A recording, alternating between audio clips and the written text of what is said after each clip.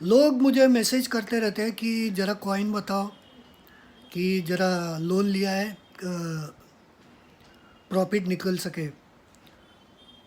जो कॉइन मुझे बुलिश लगता है उसका तो वीडियो बनाता ही है मैं। लेकिन ऐसा कुछ कॉइन नहीं रहता है कि जिसका 1 महीने में रिटर्न्स आ जाए। वो स्पेकुलेशन रहता है, कभी आता है, कभी नहीं आता है। अभी बहुत सारे जो टोकन मैंने सजेस्ट किए थे, जैसा एनआरकी, पोल्का सिटी और बॉन्डली, ये वो सब नीचे गए। एक्चुअली एनआरकी लगभग 50 सेंट तक गया था और पोल्का सिटी $2.5 गया था। मैंने 14 सेंट में ख़रीदा था, $2.5 गया था, लेकिन तभी मैंने बेचा नहीं और अभी वो 13 सेंट पे है, तो 1 सेंट का लॉस है।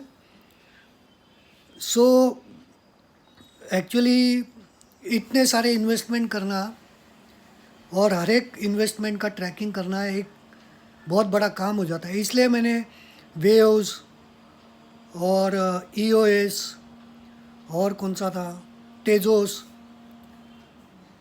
फिर मेरे पास सलोना भी था, एनर्जी वेब टोकन था। सलोना शायद एक सलोना रहेगा मेरे पास अभी। पोल्को डॉट है, पोल्को डॉट मैंने रखा है।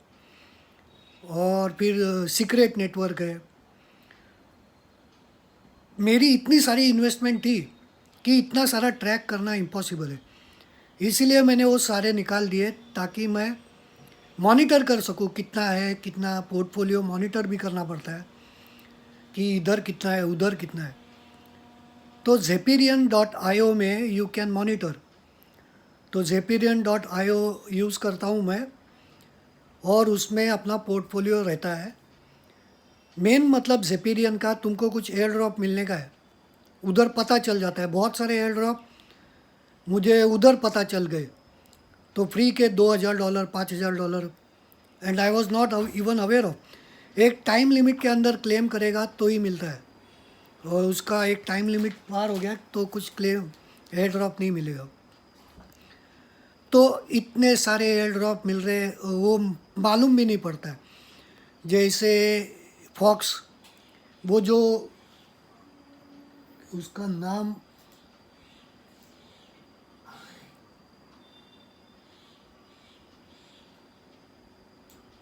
तो फॉक्स टोकन है जिसमें BTC टू इथेरियम कन्वर्ट करने का वो एक्सचेंज है। मतलब ऐसे बहुत सारे टोकन मिले और अपने को मालूम नहीं रहता है एयर ड्रॉप मिला है, और अपने को याद भी नहीं रहता है कि वो साइट पे अपन ने ट्रांजैक्शन किया है।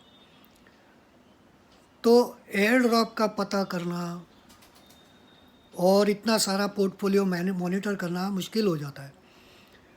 तो हर एक का एक टाइम आता है, वो टाइम में बेचेगा तो ही प्रॉफिट में रहता है। एनआरकी में सब लोग प्रॉफिट में थे, मैं भी प्रॉफिट में था, इनसेन प्रॉफिट में था।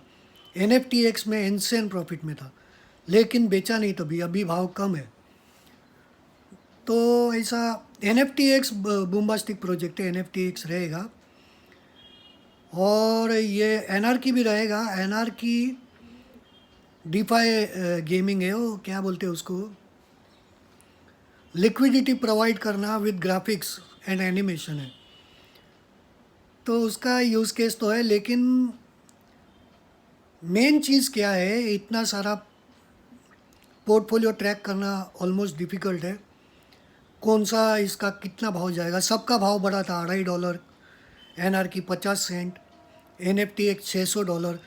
मैंने NFTX लिया था $70-80 में, और वो $500-600 गया था, लेकिन तभी बेचा नहीं। अभी $175 है। इलूवियम मैंने $70 में लिया था, अभी $600 के आसपास है, लेकिन अभी बेचा नहीं है। तो हो सकता है इलूवियम नीचे आ जाए, तो फिर एक्चुअली हर एक प्रोजेक्ट में क्या एक्टिविटी चल रहा है वो मॉनिटर करना चाहिए, ताकि अपने को समझे ये क्यों नीचे जा रहा है। नीचे जाता है क्योंकि उसका हाइप चला गया है। अभी बहुत सारे नए प्रोजेक्ट आ रहे हैं, सबका ध्यान उधर चला गया, तो एनआरकी पे किसी का ध्यान नहीं है। इसीलिए एनआरकी, बाइनेंस और मैटिक में भी एनआरकी में काम चल रहा है, ऐसा नहीं कि अबेंडन्ड है प्रोजेक्ट। फिर डिस्ट्रिक्ट 0x मैंने 1 सेंट के भी कम लिया था, और उसका 20-25 सेंट में मैंने बेचा हो, या 10, मतलब एक इथेरियम का मैंने 3 इथेरियम किया था। बाद में वो कितना तो महंगा हो गया था, मतलब डिस्ट्रिक्ट 0x का रेट लगभग 50 सेंट या $1 गया था। तो डिस्ट्रिक्ट 0x में बहुत सारे लोगों ने मेरे रिकमेंडेशन पे इन्वेस्टमेंट किए थे, और बहुत सारे लोगों ने प्रॉफिट निकाल लिया। अभी डिस्ट्रिक्ट 0x का कुछ नाम भी नहीं आता है, सब लोग भूल गए डिस्ट्रिक्ट 0x। एरागॉन एक सही बुम्बास्टिक प्रोजेक्ट है, और उसका एक्चुअल यूज़ केस है, लेकिन लाइमलाइट से चला गया। मेलन प्रोटोकॉल $100 का गया था, बाद में $15 का हुआ था। मैंने मेलन प्रोटोकॉल के मेरे पास 15 टोकन खरीदे मैंने, और 2011 हो गया उसका, मैंने $200 डाले रहेंगे। मेलन प्रोटोकॉल एकदम काम का प्रोजेक्ट है, और मैंने जब मुझे पता चला तभी $100 का था, इसलिए मैंने लिया नहीं, और बाद में $15 का हो गया, मैंने लिया। अभी $131 का है। अभी मेलन प्रोटोकॉल जो है इथेरियम का गैस फी के वजह से वो अटक गया है, लेकिन प्रोजेक्ट का यूज़ केस के हिसाब से अभी कैसा है, मेलन प्रोटोकॉल का क्या यूज़ केस है, मैं हेज फंड मैनेजर बनेगा, और हर एक को अपना इन्वेस्टमेंट करने का, याद रखने का ये डिफ़िकल्ट है।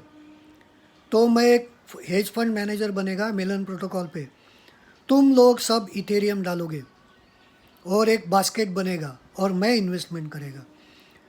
और ऐसा नहीं कि तुमने मुझे इथेरियम दिया, वो एक स्मार्ट कॉन्ट्रैक्ट है, तुम मुझे इथेरियम ट्रांसफ़र करोगे, वो स्मार्ट कॉन्ट्रैक्ट में रहेगा, मैं वो लेके भाग नहीं सकता है। तुम्हारा जो शेयर रहेगा, अभी $10,000 का अपना हेज फंड है, इतना कम का नहीं, अपना मेरा हेज फंड रहेगा तो बड़ा रहेगा, तो $1 मिलियन का हेज फंड है, सब लोग ने डाला है पैसा, फिर उसका $10 मिलियन का पोर्टफोलियो हो गया, तो वो पोर्टफोलियो का वैल्यू डिवाइड होगा अकॉर्डिंग टू इन्वेस्टमेंट। किसी ने $10,000 डाला है, तो $10,000 के हिसाब से उसका वैल्यू होगा, और वो कभी भी विड्रॉ कर सकता है। मेन उसमें क्या है, मैं इन्वेस्टमेंट करेगा, लेकिन मैं पैसा लेके भाग नहीं सकता है, और तुम जब चाहे तुम्हारा पोर्टफोलियो लिक्विडेट कर सकते हो। इससे फ़ायदा क्या होगा, इतना सारा इन्वेस्टमेंट करने का, कौन सा कॉइन खरीदने का, वॉलेट किधर रखने का, ये झंझटमारी कम हो जाता है। आपको स्मार्ट कॉन्ट्रैक्ट का रिस्क रहता है कि स्मार्ट कॉन्ट्रैक्ट में कुछ बग रहेगा, लेकिन जो झंझटमारी है इन्वेस्टमेंट्स में, कि इधर मैंने इन्वेस्ट किया था, बहुत सारे एक्सचेंजेस में मैंने टोकन खरीद के मैं भूल भी गया था, लगभग वो वैल्यू रहेगा $20,000 $30,000 के आसपास मेरा क्रिप्टो एक्सचेंजेस में पड़ा है, और मेरे को याद ही नहीं। तभी जब भी मैंने लिया था कम वैल्यू था, और बाद में उसका भाव बढ़ गया, तो अपन भूल जाते हैं, और इतना सारा इन्वेस्टमेंट्स मैनेज करना डिफ़िकल्ट है। प्लस उससे डिफ़िकल्ट ये है कि अचानक भाव कम हो जाता है, कभी बढ़ जाता है, कम हो जाता है, और जो अपना पोर्टफोलियो, चलो अभी एनआर की लिया था 11 सेंट पे मैंने ले, और बाद में उसका 50 सेंट हो गया, बेचा नहीं, अभी उसका 5 सेंट हो गया। फिर ऐसे बहुत सारे प्रोजेक्ट है। बीपली कितना आगे गया था, $80 तक था, B20 या बीपली, तो B20 भी अच्छा प्रोजेक्ट था, लेकिन अभी एक लेवल पे जब भी इन्वेस्टमेंट किया था डबल टिबल हो गया था, अभी जितना इन्वेस्टमेंट किया उससे आधा से भी कम है। तो ये ट्रैकिंग करना डिफ़िकल्ट है, मेन तो वही है।